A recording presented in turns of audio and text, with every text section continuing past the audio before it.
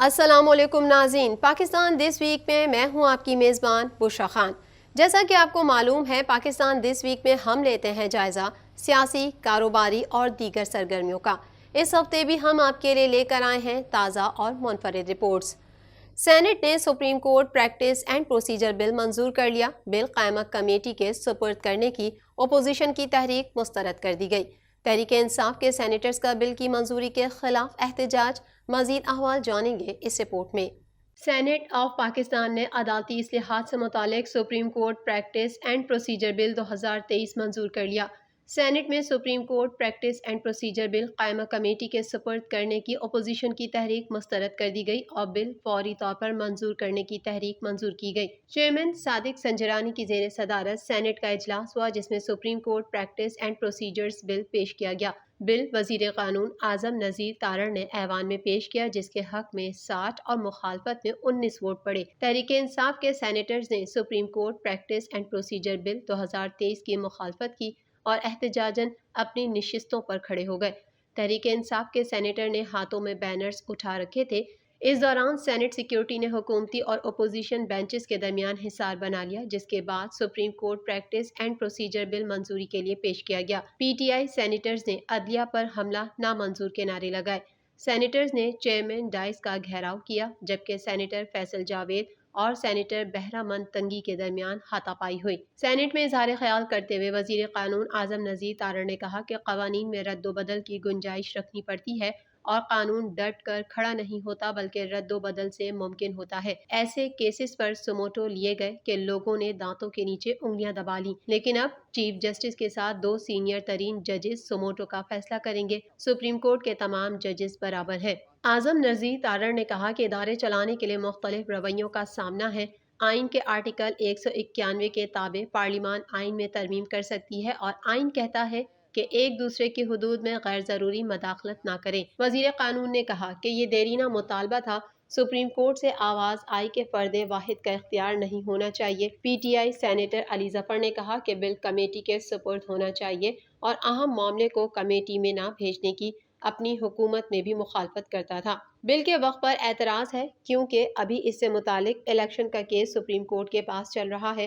Supreme court میں آئینی مسئلہ چل رہا ہے اور اس پر بحث ہو رہی ہے۔ سینیٹر علی ظفر نے کہا کہ عدالت پوچھ رہی تھی کہ آئین میں کہاں لکھا ہے کہ پیسے نہ ہونے کی وجہ سے الیکشن تاخیر سے کیے جا سکتے ہیں؟ کیا ہم آئینی ترامیم کے بغیر 184/3 میں ترمیم کر سکتے ہیں؟ آئین کے آرٹیکل 184/3 میں تبدیلی کے آئینی ترمیم چاہیے۔ پی ٹی آئی سینیٹر نے کہا کہ میں فلور پر کہہ رہا ہوں کہ یہ بل اگلے 20 دن میں کالعدم قرار دیا جائے گا۔ ہم صرف فیڈرل قانون فہرست میں ہی قانون سازی کر سکتے ہیں، لیکن سپریم کورٹ کے اختیارات پر قانون سازی نہیں ہو سکتی۔ وکلا، فلاح اور تحفظ بل 2023 بھی کثرت رائے سے منظور کیا گیا۔ بل وفاقی وزیر قانون اعظم نذیر تارڑ نے پیش کیا۔ سینٹ اجلاس کل صبح 10:30 بجے تک ملتوی کر دیا گیا۔ انتخابات التوا کیس، سپریم کورٹ کا 5 رکنی بینچ ٹوٹ گیا۔ جسٹس امین الدین خان نے کیس کی سماعت سے معذرت کر لی۔ رانا ثناء اللہ کا کہنا تھا کہ 16 اگست کو عبوری حکومت آ جائے گی، الیکشن کرانا ان کا کام ہے۔ مزید احوال اس رپورٹ میں۔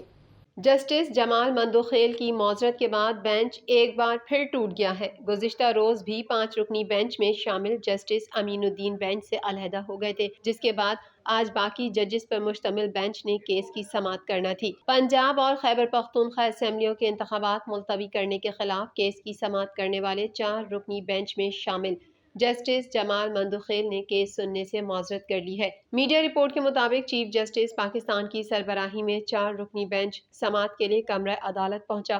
بینچ میں جسٹس اعجاز الحسن، جسٹس منیب اختر اور جسٹس جمال مندوخیل شامل تھے۔ اٹارنی جنرل منصور عثمان ایوان روسٹرم پر آئے تو چیف جسٹس نے کہا کہ اٹارنی جنرل صاحب، آپ سے پہلے جسٹس جمال مندوخیل کچھ کہنا چاہتے ہیں۔ اس موقع پر جسٹس جمال مندوخیل نے کیس سننے سے معذرت کر لی۔ ان کا کہنا تھا کہ جسٹس امین الدین نے کیس سننے سے معذرت کی۔ جسٹس امین الدین کے فیصلے کے بعد حکم نامے کا انتظار تھا۔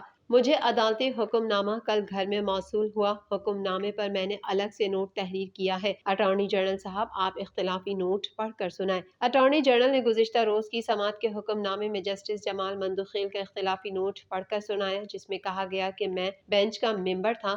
فیصلہ تحریر کرتے وقت مجھ سے مشاورت نہیں کی گئی۔ میں سمجھتا ہوں کہ میں بینچ میں مس فٹ ہوں۔ دعا ہے اس کیس میں جو بھی بینچ ہو ایسا فیصلہ آئے جو سب کو قبول ہو۔ اللہ ہمارے ادارے پر رحم کرے۔ میں اور میرے تمام ساتھی ججز آئین کے پابند ہیں۔ حکم نامہ کھلی عدالت میں نہیں لکھوایا گیا۔ جسٹس فائز عیسیٰ کے فیصلے کا کھلی عدالت میں جائزہ لیا جائے۔ جسٹس جمال مندوخیل کا کہنا تھا کہ میں کل بھی کچھ کہنا چاہ رہا تھا، شاید فیصلہ لکھواتے وقت مجھ سے مشورے کی ضرورت نہیں تھی، شاید فیصلہ لکھواتے وقت مجھے مشورے کے قابل نہیں سمجھا گیا۔ اللہ ہمارے ملک کے لیے خیر کرے۔ چیف جسٹس پاکستان کا اپنے ریمارکس میں کہنا تھا کہ الیکشن کمیشن راستہ نہیں ڈھونڈ سکتا تو ہم ڈھونڈ لیں گے۔ جسٹس جمال مندوخیل نے گزشتہ روز سماعت کے دوران اپنے ریمارکس پر وضاحت کر دی۔ سپریم کورٹ نے سیاسی درجہ حرارت کم کرنے کے لیے کل پی ٹی آئی سے تحریری یقین دہانی طلب کی تھی۔ عدالت نے وزارت داخلہ اور وزارت دفاع سے حالات بہتر ہونے کے وقت پر بھی جواب مانگ لیا ہے۔ پی ٹی آئی رہنما فواد چودھری نے سپریم کورٹ کے باہر میڈیا سے گفتگو کرتے ہوئے کہا کہ سپریم کورٹ میں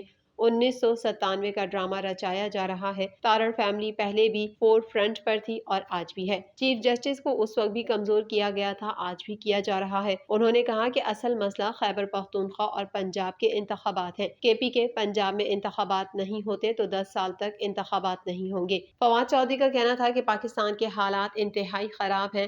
ملک میں آئینی، سیاسی، معاشی انتشار ہے، خواہ نخواستہ امن و امان کا مسئلہ ہے۔ لسانی فسادات ہو گئے تو پھر کوئی قابو نہیں پا سکے گا۔ بس دیکھنا یہ ہے کہ موجودہ صورتحال میں جج صاحبان کیا فیصلہ کرتے ہیں۔ کینیا کی حکومت نے ارشد شریف کے قتل سے متعلق سرکاری تحقیقاتی رپورٹ جاری کر دی۔ رپورٹ میں کہا گیا ہے کہ صحافی ارشد شریف کا قتل غلط شناخت کا نتیجہ تھا۔ قتل کی منصوبہ بندی کے شواہد نہیں ملے۔ مزید تفصیلات اس رپورٹ میں۔ کینیا کی حکومت نے پاکستانی صحافی ارشد شریف کے قتل سے متعلق سرکاری تحقیقاتی رپورٹ جاری کر دی۔ میڈیا میں سامنے آنے والی تفصیلات کے مطابق رپورٹ میں دعویٰ کیا گیا کہ ارشد شریف پر قتل سے پہلے یا بعد میں کوئی تشدد نہیں کیا گیا۔ کینیا کی حکومتی رپورٹ میں مزید کہا گیا کہ صحافی ارشد شریف کا قتل غلط شناخت کا نتیجہ تھا۔ قتل کی منصوبہ بندی کے شواہد نہیں ملے۔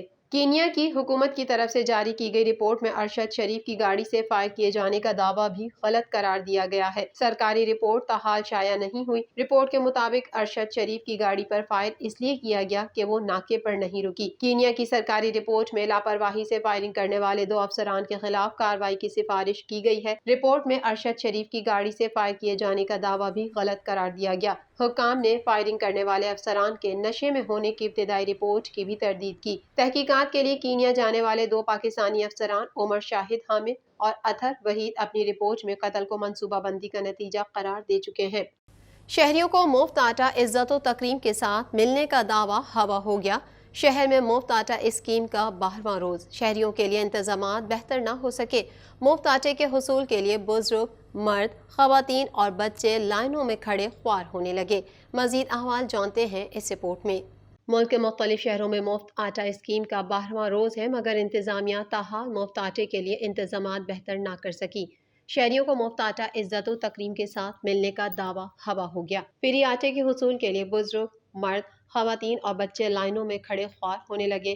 گھڑی شاہو مرکز کے باعث علامہ اقبال روڈ سے شملہ پہاڑی آنے والی ٹریفک کا نظام بری طرح متاثر ہے، جس سے شہریوں کو پریشانی کا سامنا ہے۔ پہلے جو لوگ بھوک سے مر رہے تھے اب وہ حکومت کی طرف سے ملنے والے مفت آٹے کی جستجو میں مر رہے ہیں۔ روزانہ کی بنیاد پر نہایت دلخراش مناظر دیکھنے کو مل رہے ہیں۔ مفت آٹا اسکیم کرنے والے مقامات پر آٹے کی لوٹ کے واقعات بھی پیش آ رہے ہیں۔